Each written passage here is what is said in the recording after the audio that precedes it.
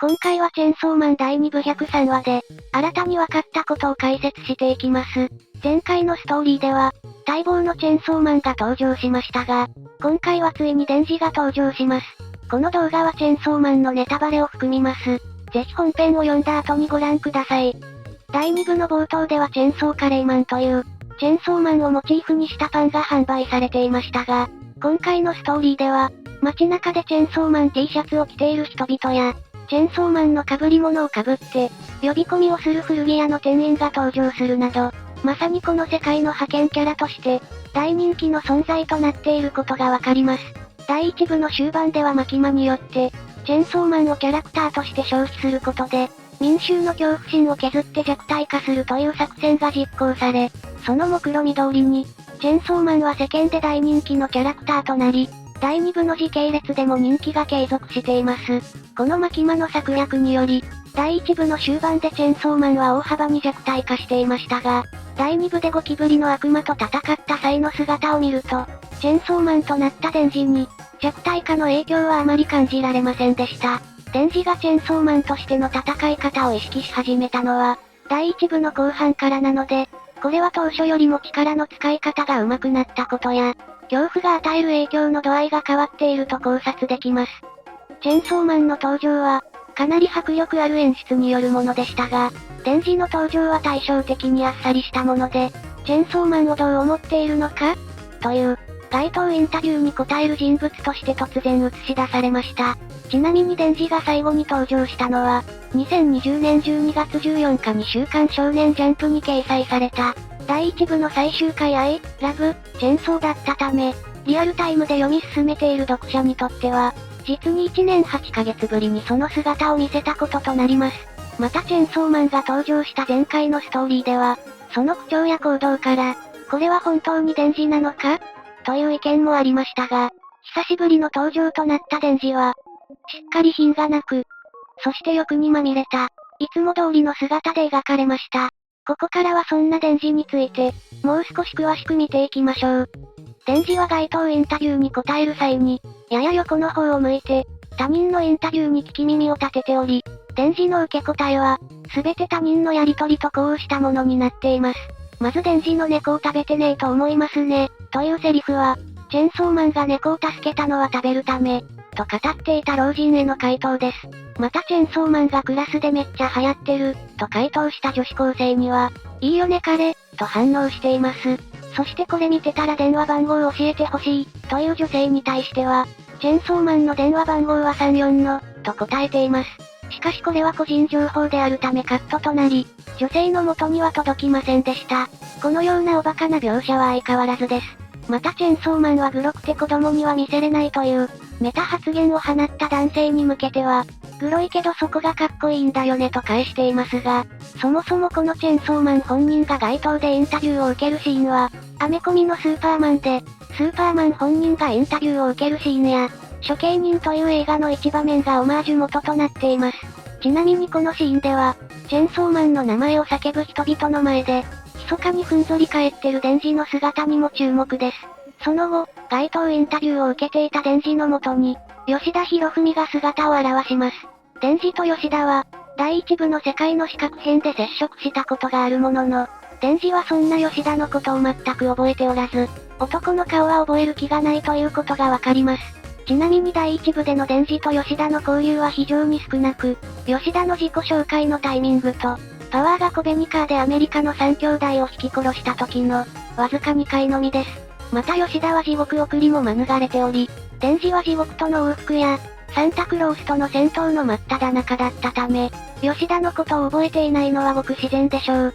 ここからは吉田博文について見ていきます。吉田がこのタイミングでデンジに接触してきたのは偶然ではなく、インタビューでデンジが喋りすぎることを抑止しようとしたためです。そんな吉田ですがデンジの性格を熟知しており、まずおごりをほのめかすことでデンジをカフェに誘い、そこでの会話で吉田がもともとは別の高校に通っていたものの、監視のためデンジが通う高校に転校してきたことを明かします。前回までのストーリーで、吉田が転校生であることは判明していましたが、その理由が明らかになった形です。吉田は第1部では高校生の民間デビルハンターでしたが、今回の話では、自らが何らかの組織に所属していることを明かします。その組織が民間の組織なのか、岸辺が新たに作った組織なのか、それとも公安なのかは不明なものの、吉田は何らかの指示によって動いているようです。また吉田の言動から、監視の目的が、チェンソーマンの正体がバレないようにすること、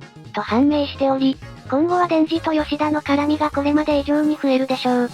また吉田の会話から、悪魔を退治してもデンジには報酬が出ない、という事実が判明しました。第1部の終盤では、デンジはアキが残したお金でアパートを借りて生活していたものの、アキの遺産は700万円ほどで、決して十分な蓄えとは言えません。そのため吉田の誘いに金がないと答えていたのは、本心なのでしょう。ここで吉田の所属している組織についてですが、デンジがチェンソーマンだとバレると、世界の四角片のように、諸外国からデンジを狙う人物が、差し向けられることを危惧しているとわかります。デンジの正体がバレたらどうなるかという質問に対して、目先の欲を優先するデンジの性格を把握した上で、このケーキは食べさせないと返していることから、吉田の口からその真意について説明するつもりはなさそうですが、デンジイコールチェンソーマンと知っている人間はそこまで多くないこと、また組織でデンジの平和を維持しているという観点から考えると、第1部の終盤でマキマからデンジを逃がそうとしていた、岸辺がこの計画に関わっている可能性が濃厚です。そんな岸辺ですが第1部のラストで、これから忙しくなるといいデンジの前から姿を消しており、マキマによって壊滅状態となった公安に代わって、新たな組織を立ち上げていると考察できます。その後吉田はデンジにケーキを食べさせまいとしますが、デンジは素手でケーキを食べ始めてしまい、吉田はあっけに取られます。この様子には、カフェの店員もいいよどみが出るほどドン引きしています。デンジは食事を邪魔されると、両手で焦って食べる癖がありましたが、未だにその習性は健在のようです。ちなみにこのカフェには客が全くおらず、組織の息のかかった施設であることが察せられます。ここで一つ気になるのが、デンジを操縦するには吉田ではなく、レゼのような美少女をあてがうのが正解ということです。しかしながら組織は、なぜか男子高校生に監視をさせており、これについては今後のストーリーでその背景が語られるでしょう。こうして吉田から監視の目的を告げられたデンジですが、チェンソーマンだとバレたくて戦ってると返します。これに困惑する吉田でしたが、デンジがチェンソーマンだとバレたい理由は、モテるためというシンプルなものでした。デンジは第1部の終盤で、チェンソーマンがモテてることに、感涙していたほどのモテたがりです。また岸辺にチェンソーマンになれば、マキマに見つかって殺されると告げられても、10人くらい彼女が欲しいからチェンソーマンになりたい、とその思いを告白していました。デンジはもともと女性と接することすら夢のまた夢、という生活を送っていたため、モテることへの意識が非常に高く、そんな性格から第1部では散々な目に遭ってきました。またこのモテるためにヒーロー活動をするデンジは、自分に好意を寄せたものを武器にできる、戦争の悪魔との相性が最悪です。デンジは俺のことを好きな人が好きと公言していることから、顔の良い朝を使って嘘の行為を告げられたら、一瞬で武器化されてしまうでしょう。しかしながら、吉田がお前を彼氏にしてやろうかと戦争の悪魔に聞かれた際に、きっ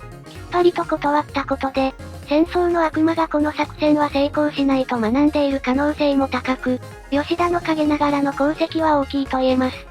また今回のストーリーでは、これまであまり描かれなかった、吉田のまともさが現れていました。年の割に冷静で、クアン氏と殴り合う実力を持つなど底知れなさのある吉田ですが、デンジとの会話では終始翻弄されており、ケーキはカトラリーがないと食べられないと思っている描写や、デンジが手づかみでケーキを食べ出すと、すかさずケーキを切り出して、自分の皿に取り分けていること、そしてデンジがチェンソーマンとして活動する理由が、全く理解できない様子からも、そのまともな性格がわかります。第1部ではデンジの身近にいたまともな人間は、漏れなく全員死んでおり、吉田の今後が気になるところです。またデンジの、正体がバレたらすげえモテちゃうから、という発言に対して否定も肯定もしない様子から、自信がかなりモテるためにわざわざそんなことをしなきゃいけないのかという疑問を抱いているようにも見えます。ただデンジの意見に賛成している、チェンソーマンのファンがデンジを好きになるかは不透明、といった思考を巡らせているとも考えられるため、この時に吉田が何を考えていたのか、ぜひ皆さんの意見をコメント欄で教えてください。またこのカフェでのシーンについて、吉田とデンジが向かい合わせである点にも注目です。第1部ではデンジと向かい合わせで座ったキャラクターである、アキ、姫野、パワー、マキマの全員が、漏れなく命を落としています。このパターンが続くと、デンジと向かい合わせで座った吉田には、かなり危険な未来が待っていそうです。ちなみにデンジの横に座った小部に、岸辺は生き延びており、その角度は高いと言えます。